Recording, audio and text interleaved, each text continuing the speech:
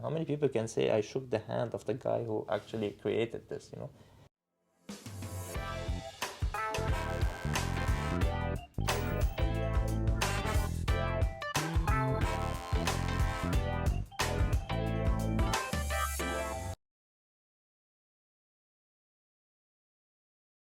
On the fabric strap, canvas strap, you actually paired it on this DB28 as well. Yeah. Jörg Heisig, who is the International Director of Sales for the Bethune, actually his father, Jörg Heisig Sr., is a designer as well. So, and he had at some point his own pen brand under his name, and he ventured into watches.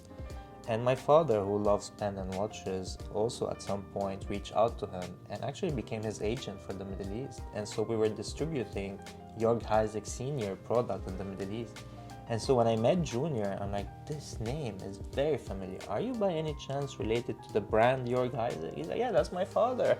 I'm like, what a coincidence. Let me tell you the story. My father, who used to work with your father, and that's where obviously I started, you know, showing more interest in the Bethune. These watches were not present in Lebanon. MBNF didn't have a representation, Ulrich did not have a representation, the Bethune, they don't have a representation. So I wasn't able to see these watches. I saw them all in Dubai. And when you look at the watch and you put it on your wrist, it's just magical. The floating lugs, how they kiss your wrist and how it sits naturally on your wrist, it's just amazing. And now fast forward, we're in Geneva and they're launching the DB28. When they show you the new releases, and now that you're building the relationship, they will ask you, what's on your wish list? What would you like? I'm like, DB28 has always been on my list and I love it. So I'm waiting for the next DB28 to come out. I didn't know what was gonna come out. And then this shows up, which is the 28XP, which is the same as the 28, but slimmer. And so I'm like, hey, if I can switch my wish list, and if I can, you know, get an allocation from this watch, it would be amazing. I mean, the stars were aligned, you know, and a few weeks down the line, he calls me and he's like, I have some good news. You can have the watch. I'm like, what? Amazing. I couldn't be happier, you know, I was jumping. And that's the beauty of it, you know. So why would I go buy something that is mass produced or not, where I can have these rare magical pieces that A, it's gonna remind me of the trip I had when I met them for the first time. B, it's gonna remind me of the connection I made, not just with the brand and the watch, but with the people as well. And C, finally to be able to wear it on my wrist, say, hey, okay, I know Pierre, I know Jörg, I even met Denis Flageolet. How many people can say I shook the hand of the guy who actually created this, you know? Yeah, you bring up a very interesting point about independent watchmaking. Is when you collect, you know, independent watchmakers' products, you get to actually meet them, you get to interact with the creator, and that part of that journey is priceless. You can't, you know, attach a price point to it. Very true. So yeah, I completely agree with you. If you like independent watchmaking, you should go out and you should meet the creators. You know, go to Switzerland, visit the workshops, see how they work, and you can understand the creative process behind the watches. So, you know, with the Bethune, you've rounded up the final 5. Yes. What's next for you in terms of collecting? Do you think you have reached the final 5 and this is not going to change? Or do you think over time you're going to be making adjustments to these 5 as well, but keeping that size still to the same? At the end of the day, I'm obsessed with these pieces. I'm truly in love with them. It's beyond imaginable what I feel for them.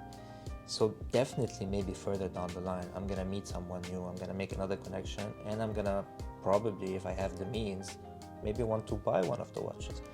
So I always saved myself in a way and said, I will stick to 5 main watches. This is the core love that I have for the people and what I wanted to get, and this will always be my 5.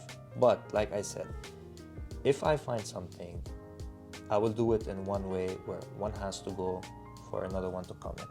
Now I'll be saved if they collaborate together. That would be amazing. Hey, I'm talking to you guys directly. If you guys collaborate, you'll be doing me a favor, because I will have 2 birds in 1 stone, and then I can make room for another watch. So here's an idea. Why don't you guys get together, you know, and hopefully you make collectors happy. and don't do it for only watch, please. We need more than one, because honestly, the collaboration needs to be for everybody. So yeah, I think you make everybody happy. You agree with me? Like if they come together creatively and create something for us. Well, Omar, let's see. Next time I see you, whether you've made any changes to the final 5. Yeah, let's see. I don't think it's gonna happen, but we'll see. Well, thank you for sharing your story, and I think your departure will be a big loss to the Hong Kong watch community. But maybe next time I see you, we can catch up on the final 5 again. 100%, I would love to. And thank you guys for reaching out. Thank you guys for the opportunity to sit and talk with you guys. I wish we had Carlos and Jonathan with us here, but they're behind the scene, behind the cameras. So big shout out to you guys. And I'm gonna say this truthfully. The Horology Club for me is not just a club. There's so many clubs out there and there's so many people that do their things. For me, I wanna connect not only with watchmakers, with brand owners, I wanna connect with people that we share the same value, because we live in a world where people lose touch with their values. And if I find a like-minded person that has the same value as I have, plus on top of it we share the same passion, and that's a connection I want to build. And that's what I found with you guys. So each individual, each of the founding members of this club, I have this special connection with you guys, and I wish I could have spent more time with you. I'm gonna miss you guys dearly, and we're gonna stay in touch for sure. And thank you from the bottom of my heart.